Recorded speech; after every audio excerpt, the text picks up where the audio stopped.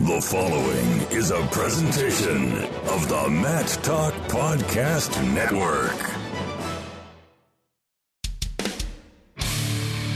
You've always got time for short time. Hey, it's Warren Lopez. David Taylor. Brent Metcalf. Johnny Hendricks. Tony Ramos. Bubba J. Mike Golick. Matthew Modine. The one and only Chael Sonnen. And you are listening to the one and only Short Time Wrestling Podcast by the often imitated and never duplicated Jason Bryant.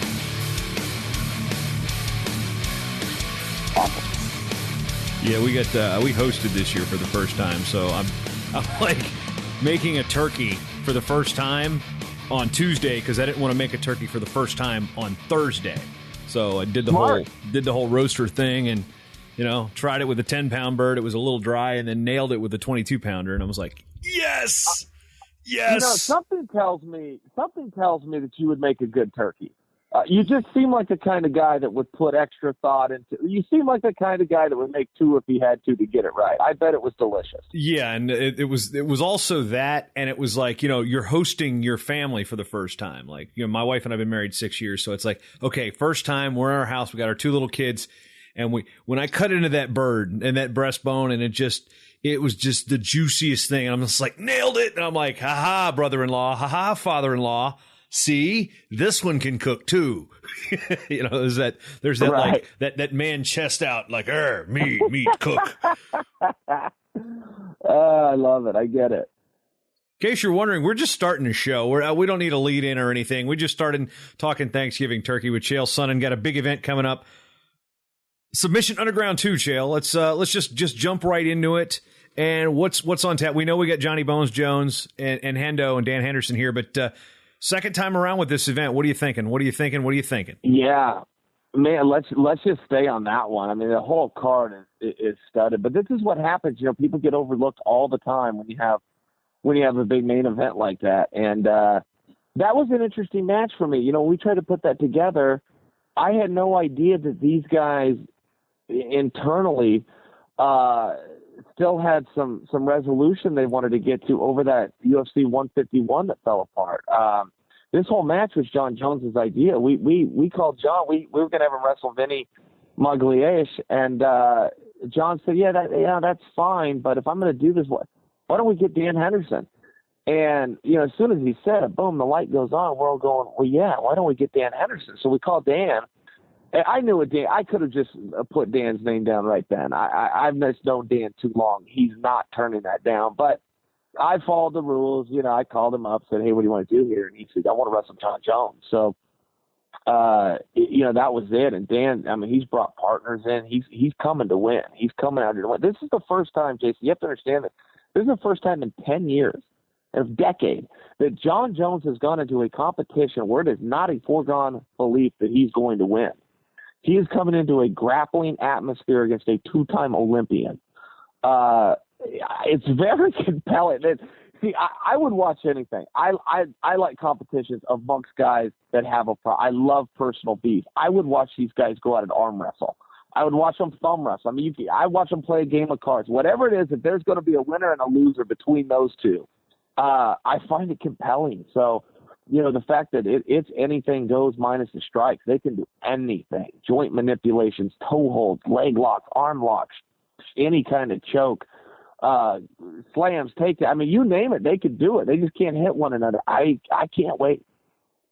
So when you get and you're an idea guy and you like to be an implementation guy, but when all the suspension comes down, you're like, all right, what do we do with Johnny Bones? I mean, how does this type of event work with the existing suspensions and things of that nature? I mean, did you have to get things cleared with with athletic commissions and things like that? How did it work to get Jon Jones in this type of event?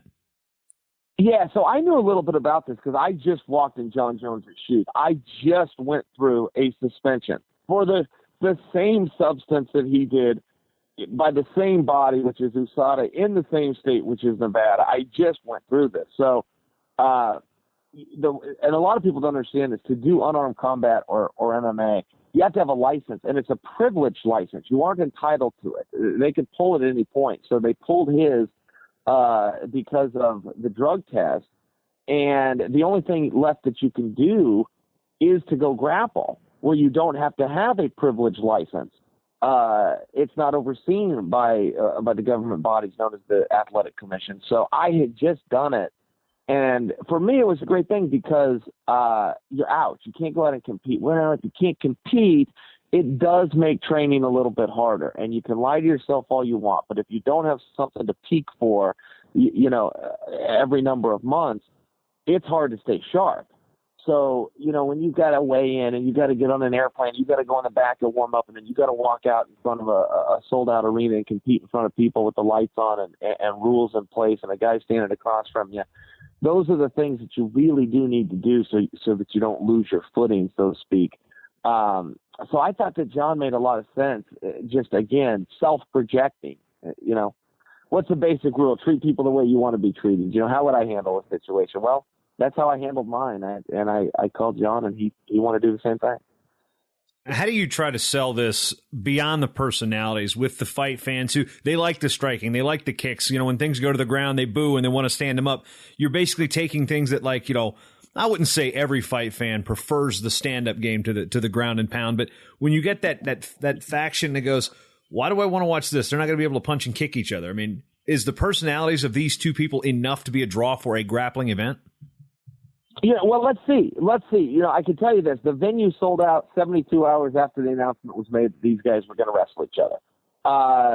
So right there, we know the fans are interested. That's one little small market in Portland, Oregon that's going to come out in the rain on a Sunday afternoon to see it. So when you then, figure in that you've got live streaming through Flow, so now you have the entire rest of the globe to market to. If you've got one positive sign in one little small rainy town of Portland, Oregon, that's been sold out for 5 weeks. I don't know of a grappling event that's ever been sold out 5 weeks in advance. I don't know if the Olympics sold out. Maybe it did, but I don't know of it. So I think those are pretty good signs. And as far as the striking and what they're going to do, I'm with you on that. I really think that MMA is the ultimate. I like that it's wide open. So, yeah, we have taken some rules away. What's compelling about that is Jon Jones, his 86-inch reach, his diversity and unpredictability with his elbows and his knee strikes. That's his greatest weapon. You then look at Dan Henderson. His greatest weapon is that big right hand that he puts everybody to sleep with. We took both of their greatest weapons away from them. And now they have to go back to wrestling. Well, you look a little further, that's what they came from. This was the precursor to their MMA careers for both of them. Jon Jones, state champion, national junior college champion. Well, that's the highest level he ever competed at. So the highest level that Jon Jones could ever win a tournament at, he did. He did win it. So everybody's wondered, myself included, what if he would have followed through on that scholarship, wrestled under Chael Sonnen at Iowa State? How far would have this guy gone? He went to the highest levels that he was eligible for in wrestling, went over to MMA, went to the highest levels there, the world championship and the greatest recognition of all time. You then look at Dan Henderson. You got a two-time Olympian. You got an outstanding wrestler from the National Open on at least one occasion. It's very interesting match that they're going to have to resort back to their roots. And, so I don't think that there's any problem with the fact that they're not going to be punching one another. But I will concede to your point. I do think that MMA is a little bit more wide open and maybe even easier to understand. That's a problem that you and I have had as wrestling fans, Jason. A lot of people don't understand what's happening in a college wrestling match. Why are there rounds? Why is this round 3 minutes long and these are only 2? Hey, what's with that coin that referee's tossing? But the people like you and I that do get it, we love it. So, yeah, there's an education process here. That's fair. Yeah, what's with that stupid second clock that's ticking? That's don't even get me started on riding time. But now, when we look I hate trying to explain riding time. Jason, I have had more college dual meets ruined because I took a friend with me that wasn't familiar. It is so hard to explain riding time. You can't do it in less than 10 minutes. Oh, and try to explain tournament scoring. I think, without the computerized systems now, it's like, can anybody under the age of 50 actually explain tournament scoring to anyone sitting in a tournament? Yeah, I know. Hey, I wrestled in tournaments with a team, and the coaches are trying to win those trophies. I never even paid attention. I looked at whatever the scoreboard said, and that was it. I never thought about bonus points, or you pin this guy, or what if you get a forfeit in the back end? You can pick up. Never. Whatever the bracket lady said was the score. That was the score. No, before we get off into the wrestling rabbit hole, because that's where we are eventually going, because we got a great college season. Hey, wait a second. Do you have one? Can I tell you a story real fast? I live for Chael Sonnen stories, so you may tell a story, and I will listen intently. All right, you don't know the characters, but you will know people like these kind of people. We got a guy out here in Oregon named Jamie Dixon. Everybody in wrestling loves Jamie, but everybody knows this guy's crazy. Now, not only is he the head wrestling coach of a high school called Tillamook, he's also the athletic director. So he doesn't answer he answers to himself. He appointed himself the head wrestling coach as the AD. Pretty cool spot. Everybody loves this guy, but this is a guy that wakes up and goes and shoots a deer before he goes to school in the morning, goes and catches salmon before he goes to school. This is a good old boy. So he comes out to a tournament with his team, Tillamook.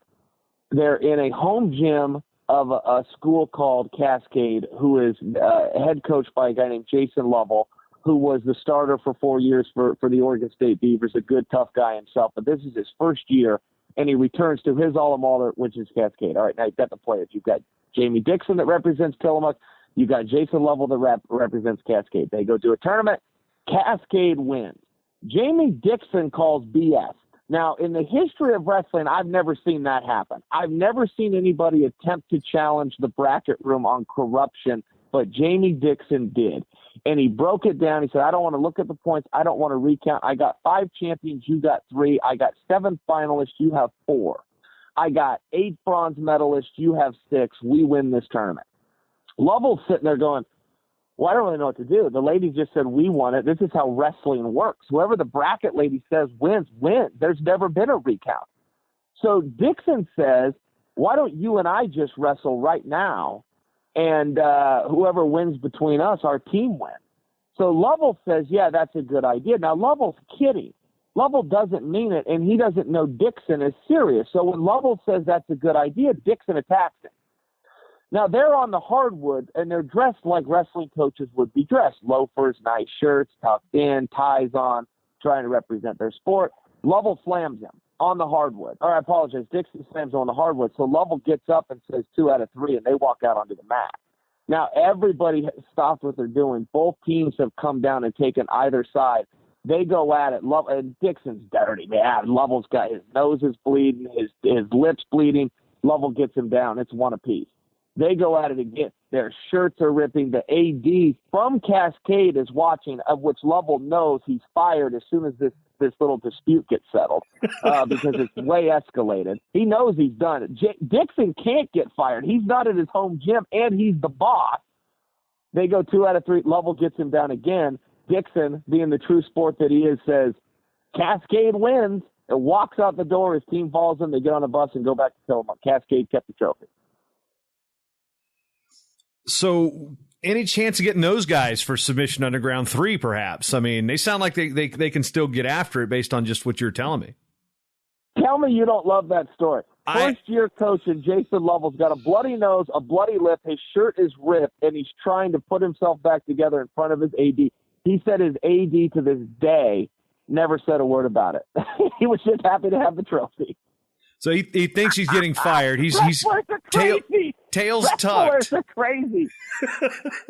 So let's see. I can just picture it. It's tails tucked, shirt ripped, bloody, and you just get the look. I mean, and the thing is, it was. I want to know what that look was. Was it the I know I'm fired look, or the like you're not going to say anything look, or is it like it's not what happens in those 6 minutes. It's not about the 6 minutes. It's what happens in those 6 minutes. I don't know.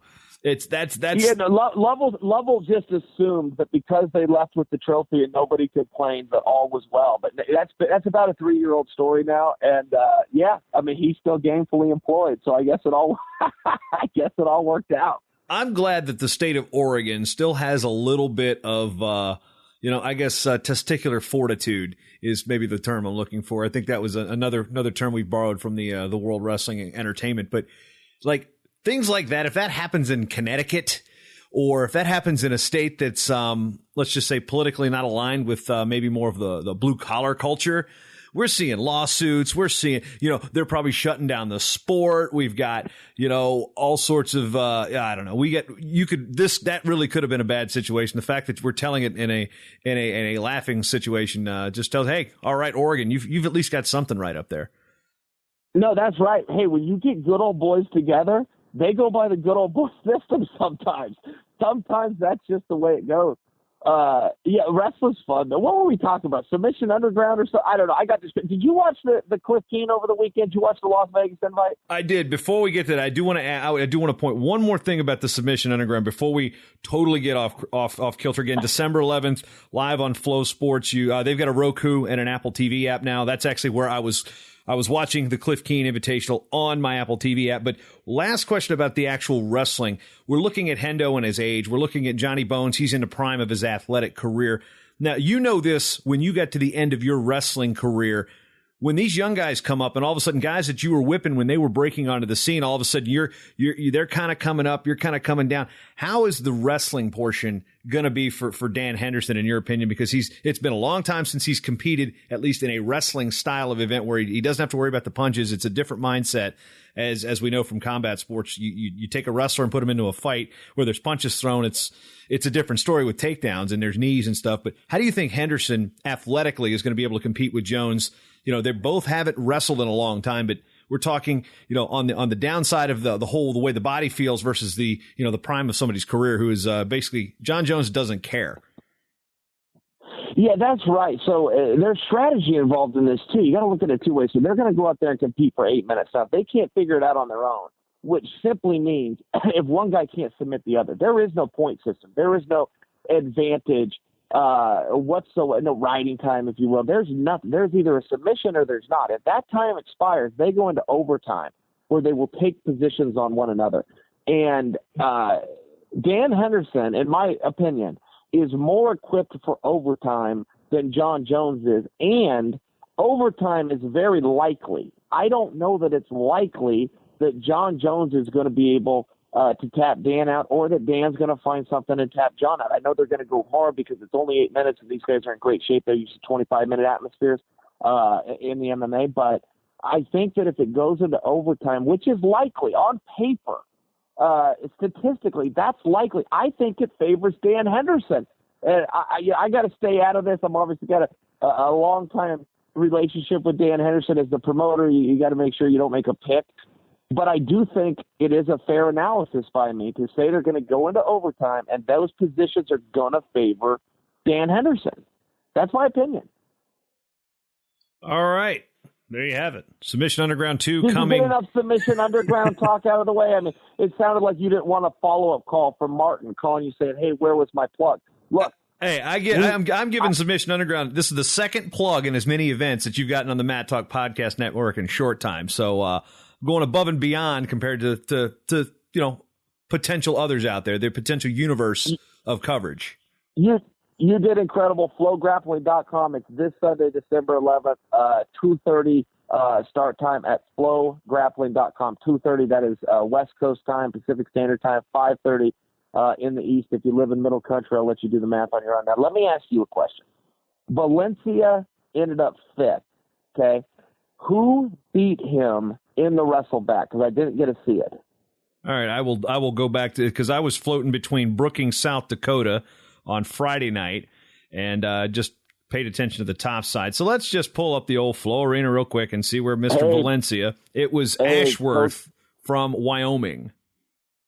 Wow. He's tough. He's a tough guy. Those Wyoming boys, they come out and wrestle, man. They take after their coach. They go wrestle. They don't care what their records are in the past. They wrestle every match.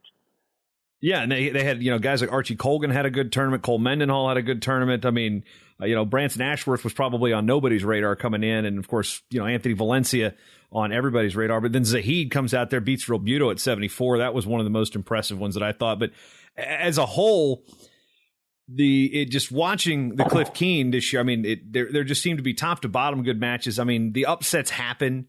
And that's an event. People are freaking out that Earl Hall didn't place. And I'm sitting there looking, and he loses to Corey Keener. And I'm like, that's not a horrible loss. I mean, it's a two-time All-American in theory who's coming off the mat, hasn't had that much mat time. Losing to Corey Keener is not earth-shattering. Him not placing, that may be a little bit more surprising. But, things like that happen in Cliff Keen. I mean, you've been following this tournament enough to know that this does shake up the rankings like a Yahtzee Cup or whatever. And then, we've got the scuffle in the Midlands that'll set them straight in a couple weeks. Yeah, no, that's absolutely right. Yeah, you get in those wrestlebacks, you can end up in those matches. And Earl Hall's one of those wrestlers. He's not a guaranteed All-American this year. Earl Hall is up and down. He really is. The same thing goes with Anthony Valencia. You went and watched his match with Massa, and I trust that you did. It was a very close match. It really was. Now, if you look at the score, right, he got a major decision. It was a blowout, I think, by 9 points. But Valencia does that. He wrestles. His scores are very elastic. I'll give you another example. He wrestled Tyler Caldwell for third place at the U.S. Open. He teched him in 44 seconds. Caldwell was the defending university world champion. Reigning world champion, and Valencia put him away in 44 seconds. They rematch at the trials, and Caldwell teched Valencia. So you're talking about a 20-point swing over the course of 7 weeks. But Valencia wrestles like that. He's wide open.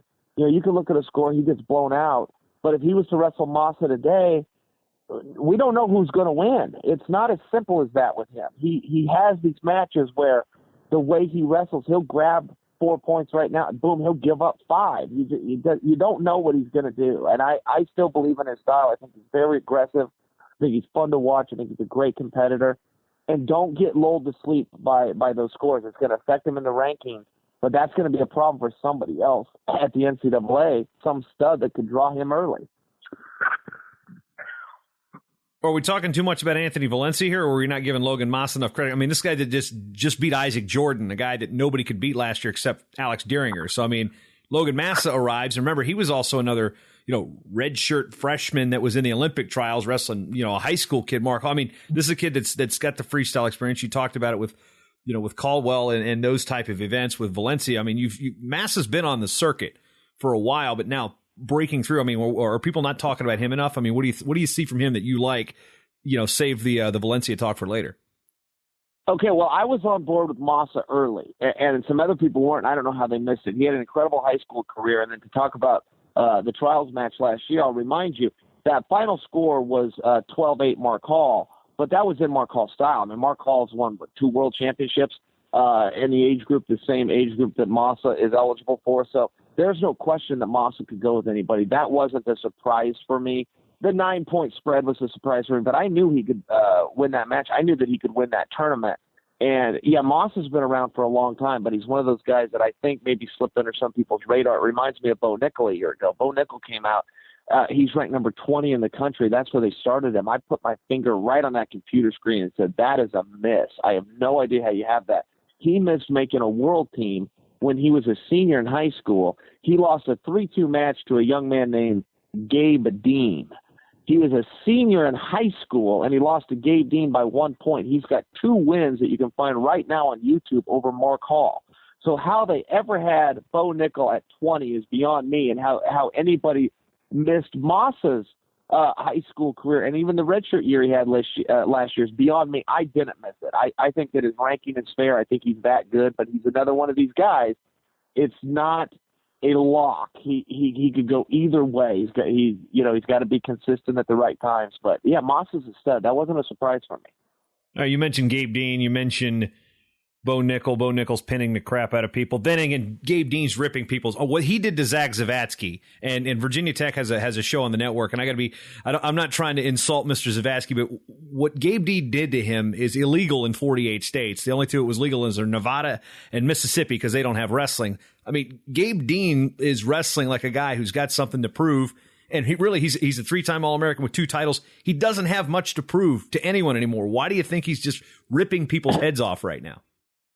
Well, what he did to Miles Martin at the All-Star is another fair example. I mean, he broke the defending national champion, and he just broke under his strength, under his attacks, under his conditioning, under his grit, under his ability to compete. So I think it's pretty interesting. Let's see what happens with Gabe Dean. It'll be interesting come next year. Is he going to keep going? If he keeps going, at what weight class? And if he keeps going, at what style? Don't forget, Matt Lindland got him to go over to the Pan Ams and wrestle Greco. He's a guy that if he committed to Greco, For sure. In my opinion, for sure. You can never say that, but he'll be the guy in 2020. He'll be representing this country in the Olympic Games. So let's see what happens to Gabe Dean. I think he's got a lot more left in the book to write. You bring up Greco. That's a perfect segue. I wanted to get your opinion here. There's been a couple moves in Greco-Roman that are going to shape the future as we head into Tokyo in 2020. First is the tiny little Williams Baptist College in Walnut Ridge, Arkansas, an NAIA school coached by Kerry Regner, who went through the Northern Michigan program with Yvonne. He's an Angry Fish, so he wrestled with Brinzer and the late Ty Moore and those guys up with the Angry Fish. He's got a Greco-Roman college wrestling program starting up at his school. And then we've got Andy Bisick taking a coaching job at Northern Michigan. As a Greco guy, these are two things that got to get you excited about Greco-Roman in the future. Yeah, it certainly does. And I'm not clear on the Bisick thing. Let me ask you a question. So he took that coaching job, which I took as a retirement, but I never saw where he retired. Is he going to be like Jim Grunwald, where he's coaching out there, but he's in the room twice a day with the guys, so he's still competing on the Saturday tournaments, or is he done? Do you know the answer on that? I would have to. I'm assuming that he's still going to probably keep going because I think he's on the.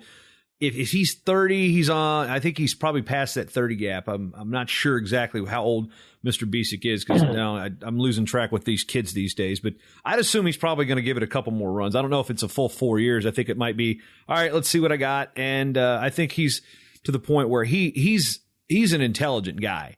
He's going to know he's seen guys hang on too long that came before him. I think he's going to be aware enough to be like, okay, well, I've got a job here. This is where me and my wife both went to college. This is something that, they're not unfamiliar with Marquette, Michigan, and how cold and he's a Minnesota guy, so he's used to the snow. His wife's originally from Texas, so they're going to have to balance that one out. But I don't think he's done right now. I think this might be something that where he will eventually slide into it with retirement. I don't think he's done yet. And he's a guy for a meaningful period of time, maybe even 2 years, with just light training, could still show up to the Open and to the trials and win it. There's a big gap between him, number 2, and number 3. Oh, it's immeasurable right now. Yeah, I mean, he jumps on top of any one of those guys, and it's game over. So, let's see what he does there. But every now and then, a coach does get into it and sees it as his role to not go out and try to beat his own guys. It's like, well, I don't know if I totally agree with that. I think it's still a good example to let these guys know that nothing is given to you, even by your own coach. I don't know. Let's see what happens. I don't want to see Bisick be done. But to your original point, yeah, man, that's big for Greco. And excuse me, Jason, what they need, you and I know we've been talking about this from the beginning of time with Greco, but what they need is only one thing. They just need the right guys to wrestle Greco. Some of our best athletes simply don't go into Greco. And when they do, when the Brad Barons and the Rulon Gardners and the Matt Lindlands choose Greco, great things happen. And so in the case that we were talking about with Gabe Dean earlier, if Gabe Dean chose Greco at 23 years old, going on 24 years old, by the time he was 27 and 28, which brings us to Tokyo in 2020, it's very hard on paper and historically, looking at the Division I studs that come over and choose that sport, it's very hard to imagine that he's not the guy. So you like what the U.S. is doing with guys like Kamal Bay and Tracy Hancock, then? You're getting tremendous athletes and training them in Greco early. I mean, they're putting on shows already. Oh, yeah. Oh, most definitely. Justin Lester's another great example.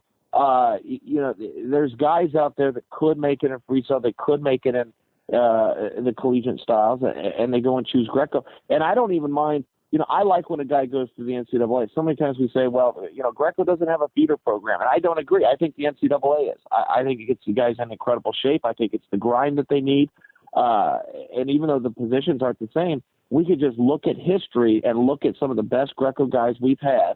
They did come through the NCAA. I mean, I named them earlier, but, between Rulon and Matt Lindland and Brad Barron, those are just the names that are coming to me. But the guys that go out and do really well for us, a lot of times do have that collegiate background. So I do think it's a feeder program. And, whether they want to go in right at 18 years old or they want to wait until they're 22, 23, it's still those top-tier athletes that have that choice, that have those scholarships, whether they accepted them or they didn't.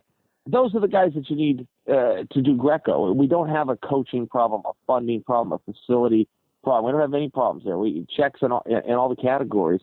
But it is fair to say that our top athletes often choose freestyle. That's fair to say. And if we can get them to choose Greco, like some of the guys aforementioned, man, who knows how far we'll go. And I think it starts with Gabe Dean. I think it was great.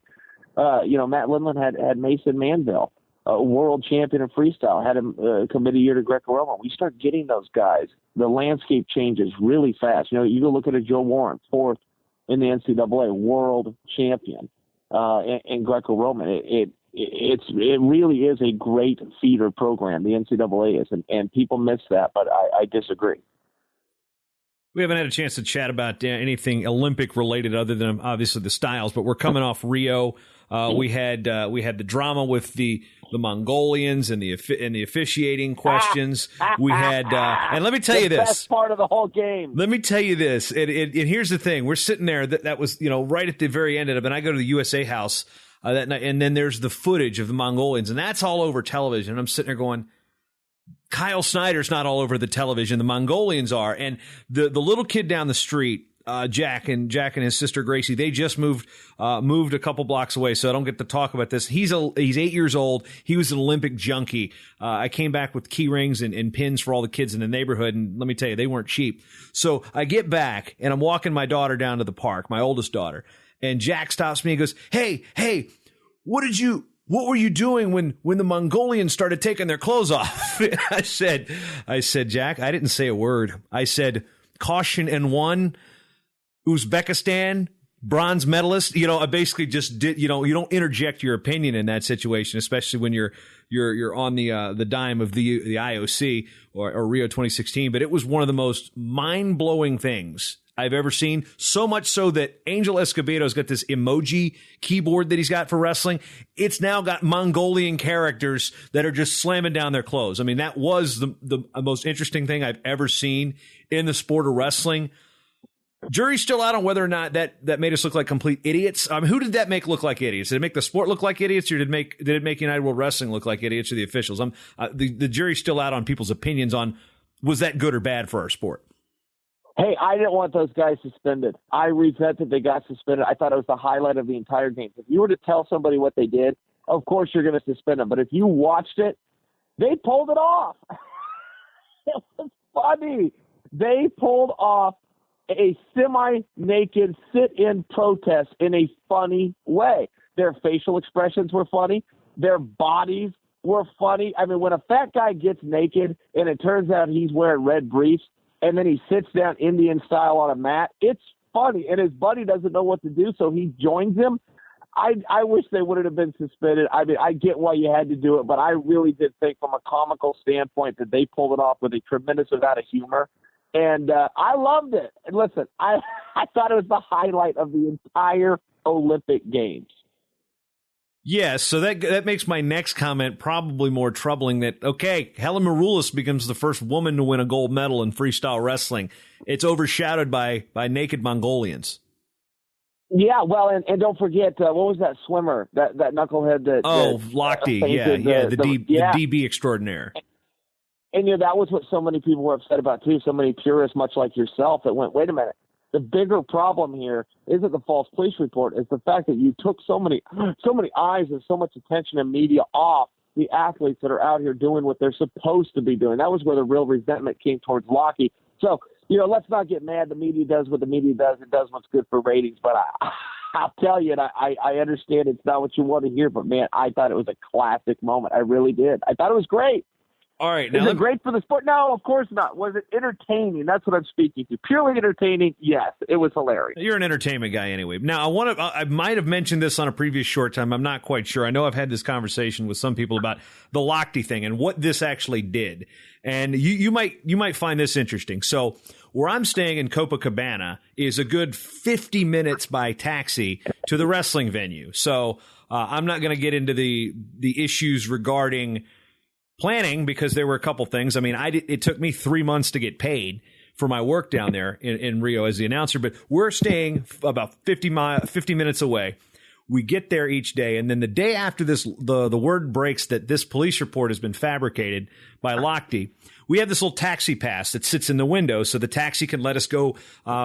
We normally, taxis, you're not getting in front of the Olympic Park. Well, we got this little pass that goes up and they can drop us off about a quarter mile from where we need to get in. Been using it fine all week. The day after it comes out that Lochte had made this stuff up, you got the big talkative American guy riding shotgun, another American in the back, and we're driving through and they're not letting us in because they see a big pass that says, I speak English, and an obvious American. And for 2 days, we had to deal with getting places that we we were allowed to get to. After this, then the next day, we're like, all right, nobody speak English. We let our Brazilian guys speak Portuguese. We got through fine. Covered up the badge that said we speak English. They really got pissed off. And I talked to a guy from the State Department who was there kind of shadowing our wrestling team. That incident right there is going to cause a lot of Americans in Brazil a lot of problems long after these games are, because now the games are over. The locals can stop being nice because they have to be nice. Lochte's going to screw a lot of Americans over even months after this happened. Lochte screwed up. I never understood that whole thing. I don't know what his motivation was, why he thought he could get away with it, why he thought it was good in Belgium. So I never understood any of that, and I still don't. That was just weird. All right, Chael. Submission Underground coming up. It's always a good conversation. Hit me with some Chael Sonnen knowledge bombs as we close. All right. What do you want to know? I mean, give me a topic and I'll go. What do you want to talk right now? All right. I love the time of year. I'll tell you this. I love the time of year. There's a big dispute on I don't think there's a question on what the greatest college wrestling tournament is outside of the NCAA. I think it's the Midlands, and history agrees with me, but so many people are saying that it's the Southern Scuffle. Okay, fine. They're both coming up. Here we are in December. I also think that Cliff Keen has to be mixed into that. Again, it's got history on its side. I think that's a big deal, and the rankings are reflecting it a lot. A lot came out of that. But as far as being a wrestling fan goes right now, it's great. And Imar, who would ever thought that Missouri kid would give him such problems? You never know what's going to happen in college wrestling, man. There are no foregone conclusions. I'll say this. Why do we need to determine what tournament's the best? It's a great thing that we have 3 major Division I only tournaments with the Midlands, the Southern Scuffle, and Vegas. But, Chael, the last question I have for you as we go, again, Submission Underground, December 11th, live on FlowGrappling.com. What do you want for Christmas? Okay, you know what? There's a new thing. I'm not a huge gamer, but I do enjoy games when I can play them. I don't know what this is called. You can help me. The goggles. I call them the goggles. The goggles that you wear with the systems that everybody is taking over. I got to try those one time. It was amazing. I would love to own a pair. All right, Chael Sonnen, welcome back again to the Short Time Wrestling Podcast, and we will see you next time. Maybe next time I see you, I'll cook you up a nice big turkey for you. You didn't think I was going to say like world peace or something stupid, did you? No, I want gift. I want material items. I want Chael Sonnen voting regularly in Mark Schultz's Twitter polls is what I want. That's hilarious. That's hilarious. All right, see you, buddy. Chael Sonnen with yet another appearance here on the Short Time Wrestling Podcast. It's getting close between him, Julius Salata, Richard Immel, Kyle. I mean, there's a group there, Adeline Gray, that have been on the show more frequently than others. This is Chael's second time talking about Submission Underground, and first time talking about Thanksgiving turkey. So the Westland Gangster, whatever. He's got so many freaking names. Always good to have him on the show, because he not only does he bring a crowd, he also brings a crew of people who just don't like him, and they will listen to him speak just because they don't like the guy. It's like, I mean, it's not quite wrestling's version of Howard Stern by any means, but he does have a show that's fairly polarizing on Podcast One. That's a podcast when I mean show, kind of like the ones you're listening here, or the 19 different shows available on the Matt Talk Podcast Network. But Chael, good luck with the event. That is December 11th on Flow Grappling, Submission Underground 2, Johnny Bones Jones against Dan Henderson. Ooh, wrestling season's here, folks. The last episode we put out was from Brookings, South Dakota, and let me just clarify, that's a haul. And when coming into the Midwest, my idea of a haul was like growing up was like 2 hours, or going to Lynchburg was brutal. When you're growing up, oh man, 3 hours, man. Going to Roanoke or Salem for the AA state tournament was just like, man, that's, and then you get your driver's license, and then you start driving yourself, and then you move to the Midwest where 6 hours is nothing. Okay. Oh, what? it's a trip when you pass probably 500 wall drug signs while going west, once you're into the Dakotas. When I got into it was on my way to South Dakota State, and Chris Bono and crew, tremendous hosts out there, and things didn't go their way. You can listen to all the feedback from their team from Iowa's Tom Brands, Thomas Gilman, Sam Brooks, Sans Mullet. I'm just going to keep calling him Sam Sans Mullet all year because it's just, come on. That was just classic last year. It even froze Shane Sparks. But when I get in, it's just 4 hours after the duel. I mean, I got home at like 2:30 in the morning, and then my youngest daughter was sick, and it was just, I didn't go to bed till like 4 that morning, and it was, cry me a river. I work in wrestling, right?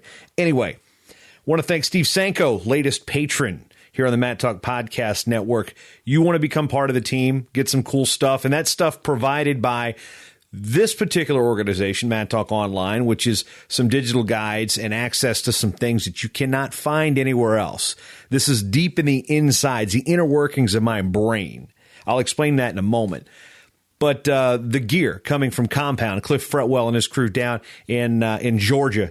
I just want to say, Nathan Fernandez in the finals. Sorry, I'm just saying, Cliff, I love you, brother. It's just one of those picks that you just can't live that down back on the old Ropewell era.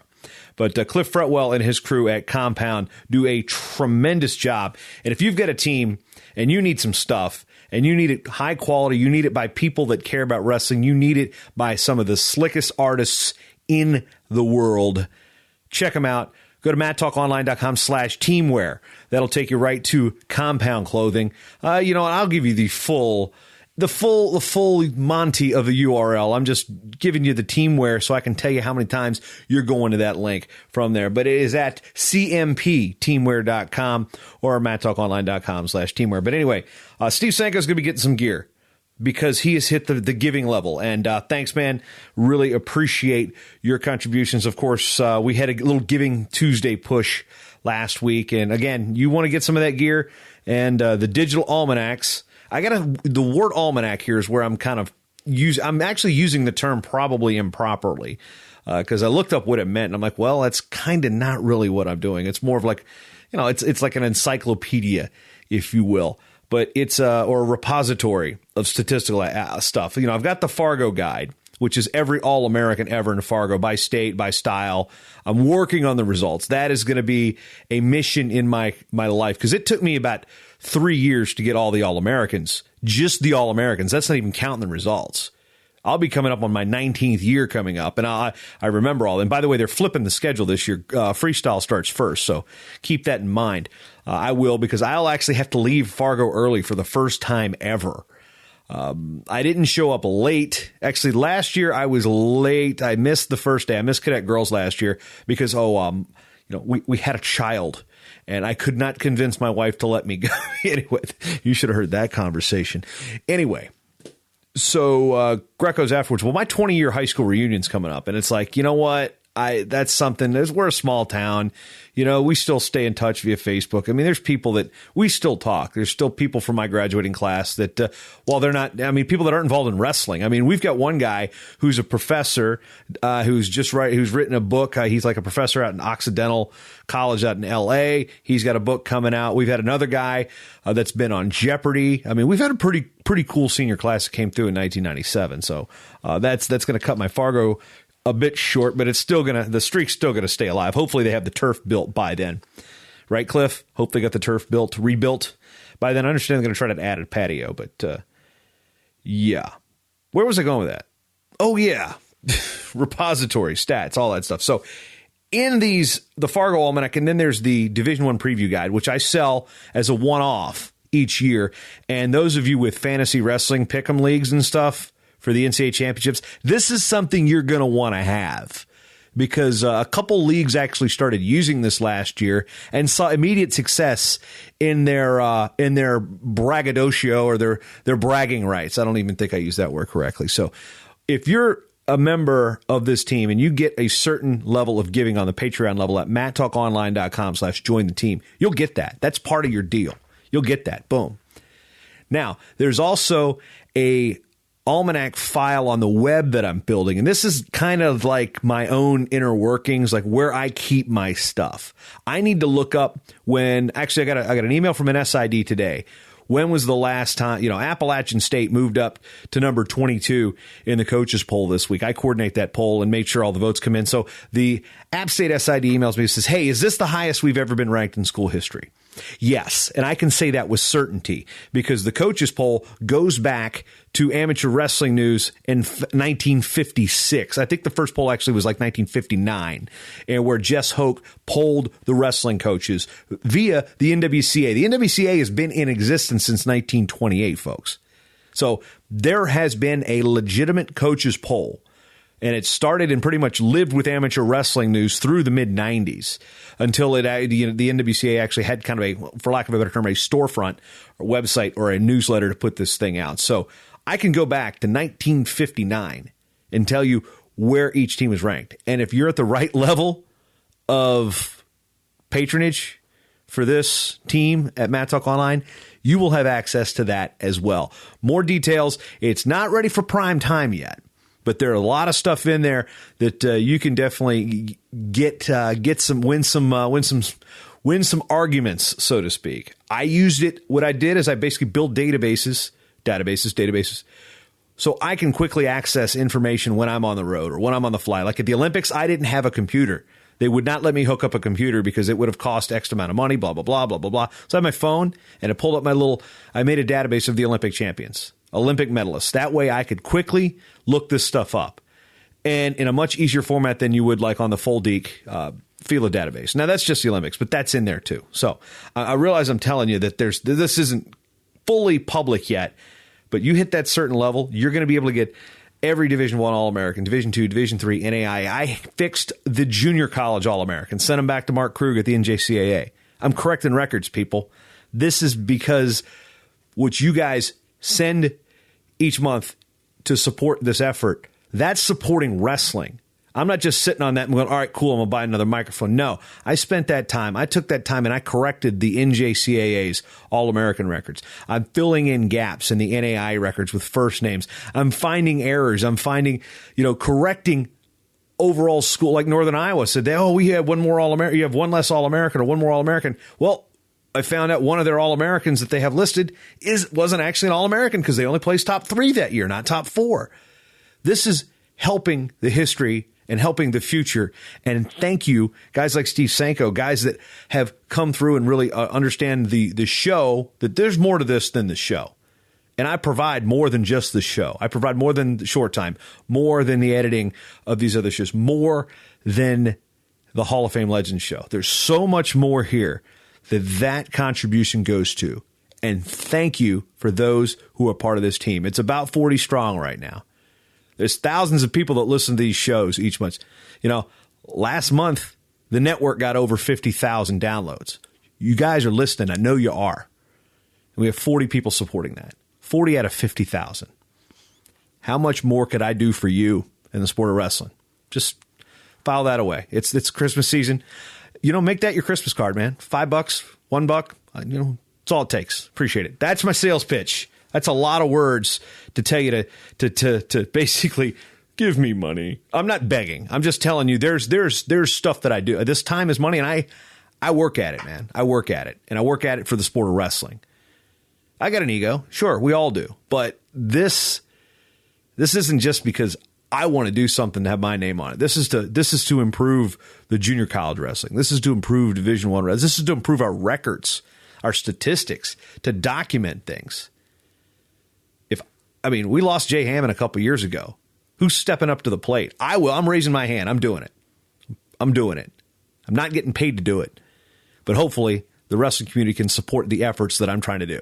I'm 37 years old, folks. I'll be here a long time. That being said, that was kind of a long rant, wasn't it? Jeez. I was going to do something else. What was I going to? Oh, yeah, I was going to play The Feud. No, I was going to play Bases Loaded. Yeah, I configured an old Raspberry, one of these Raspberry Pi computers I've got. I'm into retro gaming this week. That's my whatever. Since the Nintendo Classic, I can't get one. I just found one online that basically built the own one. So I've got Super Nintendo, Sega Genesis. I got Frogger for Atari on here. I got some cool stuff. Q*bert. I used to spend hours playing Q*bert. Anyway, I'm going to waste a lot of time playing this game. But one thing you're not doing each and every week is you're not wasting your time. You're spending your time with me, and I thank you for it. Thank you, thank you, thank you. MattTalkOnline.com/join the team. Join the team. I'll appreciate it. My wife certainly will, because I'll be sitting in my basement. Yeah, anyway. I don't want to go on to that. It's not about that. It's about keeping the lights on and keeping you guys happy. So thank you for spending your time with me. Because, say it with me now, you've always got time. Barry White style. That doesn't sound like Barry White at all. For a short time. I need some more Royce Alger voicemails.